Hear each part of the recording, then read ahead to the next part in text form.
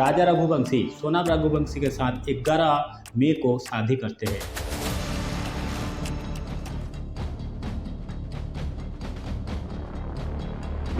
और 20 मई को निकलते हैं हनीमून के लिए मेघालय और 23 मई को ये राजा रघुवंशी लापता हो जाते हैं।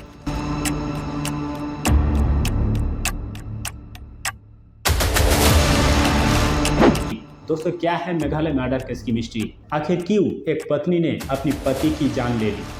तो दोस्तों, आज के इस वीडियो में AI जनरेटेड वीडियो से आपको समझाने की कोशिश करेंगे कि आखिर उस दिन राजा रघुवंशी के साथ क्या हुआ था।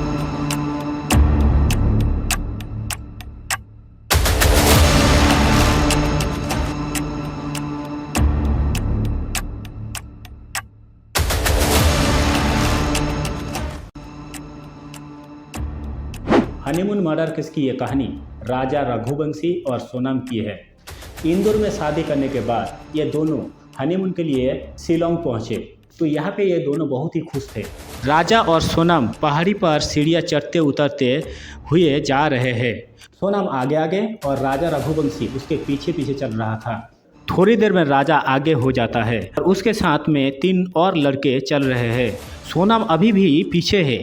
23 मई को राजा के लिए खुशी का इजहार करने वाली थी, लेकिन सोनम की कहानी रहस्य से भरी पड़ी है। अचानक तीनों लड़के राजा को रोकते हैं। 2 लड़के उसे आगे से घेरते हैं, एक लड़का उसके पीछे आ जाता है। इस लड़के के पीछे सोनम खड़ी है। कहासुनी होती है और पकड़ने की कोशिश होती है। हाथापाई शुरू होती है, यानी कि सोनम के जिस रहस्य की हम बात कर रहे हैं वह अब सामने आ रहा है। अब राजा सोनम की तरफ मुड़ता है, मतलब जो 2 लड़के उसके आगे थे अब वो 2 लड़के उसके पीठ की तरफ हो जाते हैं। सोनम उसके लेफ्ट साइड एंगल पर आकर खड़ी हो जाती है और उसके पीछे के लड़के उसके सिर पर पीछे से वार करते हैं।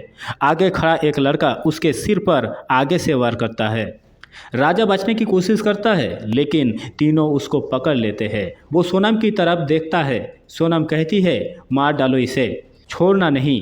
तीनों लड़के इसे पकड़े हुए हैं और सोनम उसके गले से सोने की चेन खींच लेती है और उसके राइट हैंड में एक अंगूठी है, वो भी सोनम निकाल लेती है।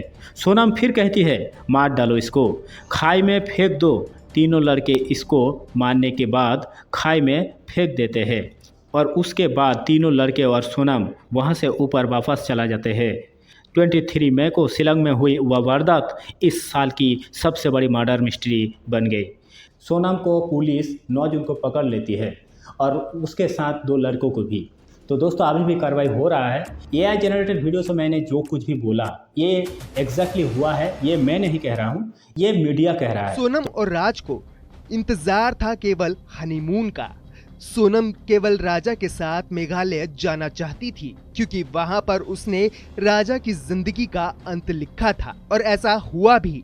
सोनम ने मेघालय जाकर राजा को मौत का तोहफा दिया, जिसके बाद वो खुद गाजीपुर आकर पुलिस को सरेंडर कर गई।